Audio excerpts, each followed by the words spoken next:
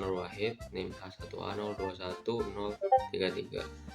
Ya, di sini saya akan menjelaskan tentang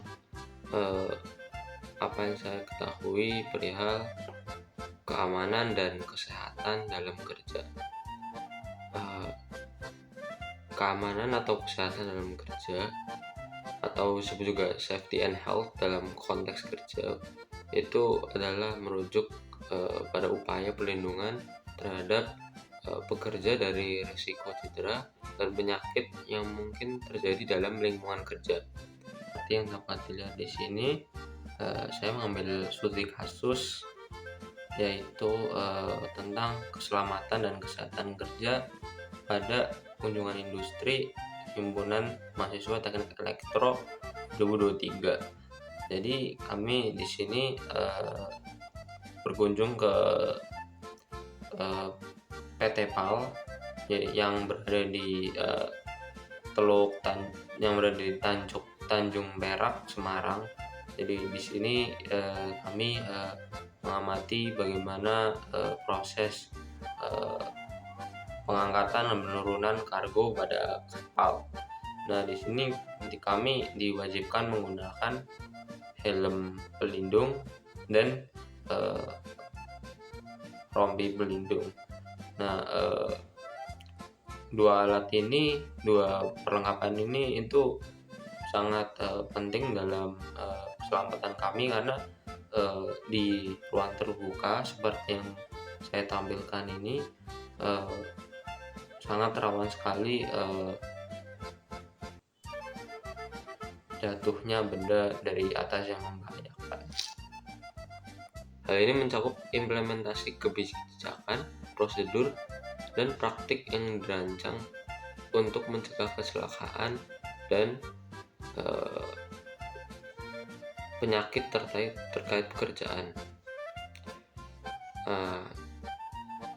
Keamanan dan kesehatan dalam kerja ini juga tidak terbatas hanya pada aspek fisik, namun juga mencakup kesejahteraan mental karyawan, termasuk keamanan psikologis dan emosional di tempat kerja. Jadi untuk keselamatan dan kesehatan kerja itu tidak terbatas pada ruang fisik saja, tetapi juga sampai mencapai ke kesehatan mental atau mental health. Jadi kemudian ada juga yang kecelakaan fisik. Kecelakaan fisik dapat dibagi menjadi beberapa jenis, termasuk kecelakaan yang disebabkan oleh jatuh, tergelincir, terjatuh, tertabrak, dan lain sebagainya. Sedangkan luka mental dapat terjadi dalam bentuk stres, kelelahan, kecemasan, atau depresi yang disebabkan oleh tekanan kerja, konflik interpersonal, atau lingkungan kerja yang tidak mendukung. Jadi kecelakaan fisik dan luka mental ini penyebabnya terdapat banyak ya. Jadi pada kecelakaan fisik itu terdapat jatuh itu terjatuh dalam level yang sama, kemudian tergelincir juga sama. Terjatuh itu merupakan terjatuh dari level yang lebih tinggi terhadap yang level lebih rendah. Kemudian ada tertabrak, itu mungkin tertabrak kendaraan atau yang lainnya. Kemudian dalam luka mental ini terdapat banyak hal. Pertama, lingkungan kerja yang toksik menjadikan pekerja menjadi stres, atau bos atau atasan yang kurang dapat diajak kerja sama sehingga menyebabkan tekanan. Bisa juga memang beban yang terlalu banyak yang ditanggung oleh pekerja sehingga menyebabkan terdapat luka mental tersebut.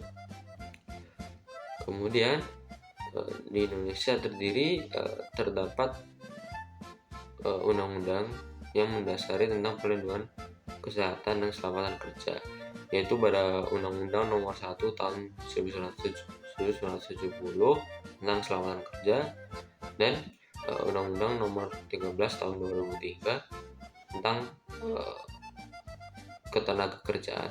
Undang-undang tersebut menetapkan kewajiban bagi pengusaha untuk memberikan lingkungan kerja yang aman dan sehat bagi karyawan, serta menetapkan standar keselamatan dan kesehatan yang harus dipatuhi. Kemudian upaya-upaya apa sih yang dapat kita lakukan untuk meminimalisir kecelakaan kerja tersebut? Yang pertama itu adalah perhatian K3 ya, yaitu pengecekan itu seperti peralatan pelindungan diri yang sesuai, kemudian bisa juga melakukan pelatihan keselamatan kerja untuk pekerja hingga penerapan prosedur kerja yang aman. Selain itu, pengawasan dan inspeksi rutin terhadap kondisi kerja juga penting untuk mengidentifikasi dan mengurangi potensi risiko kecelakaan. Jadi untuk mencegah kecelakaan tersebut terdapat berbagai upaya yang harus kita lakukan setiap saat dalam kegiatan kerja, dan menurut saya itu sangat penting untuk dilakukan agar risiko kecelakaan tersebut dapat dikurangi. Kemudian terdapat permasalahan dalam kerja yang dapat menimbulkan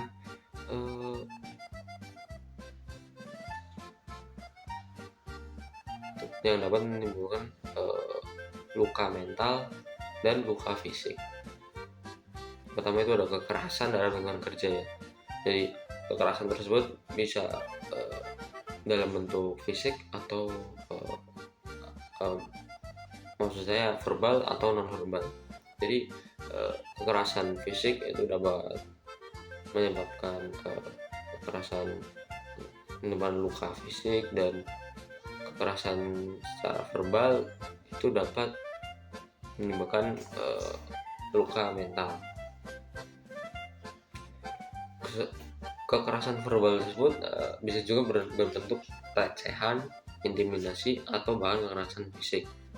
Nah, untuk mencegah kekerasan dalam bekerja, perlu diimplementasikan kebijakan anti pelecehan dan anti bullying, serta memberikan pelatihan kepada karyawan tentang bagaimana mengelola konflik dengan cara yang sehat dan konstruktif.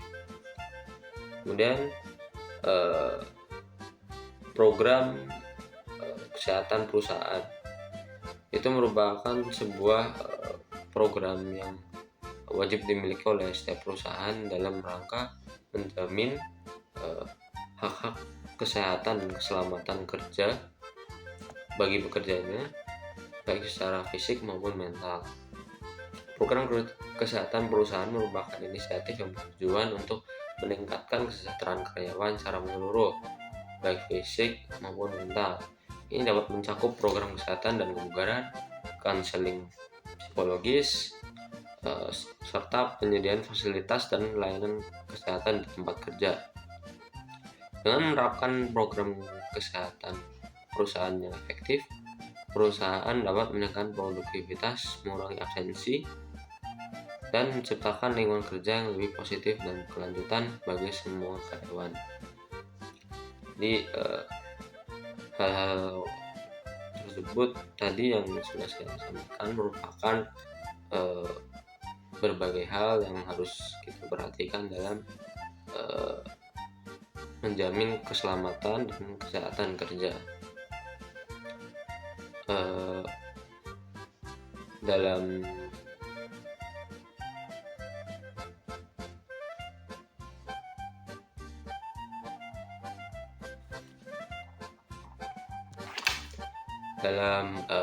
pekerjaan, kesehatan dan keselamatan merupakan hak kita semua sebagai pekerja. Jadi kita harus memastikan kita mendapatkan dan terjamin keselamatan dan kesehatan tersebut. Hal ini dapat berpengaruh terhadap optimalitas pekerjaan kita semua. Jadi mungkin itu saja yang dapat saya sampaikan. Saya berharap video yang video yang telah saya buat ini dapat menjadi edukasi bagi kita semua terhadap pentingnya kesehatan dan keselamatan kerja. Mungkin itu saja, apabila ada salah kata saya mohon maaf. Wassalamualaikum warahmatullahi wabarakatuh.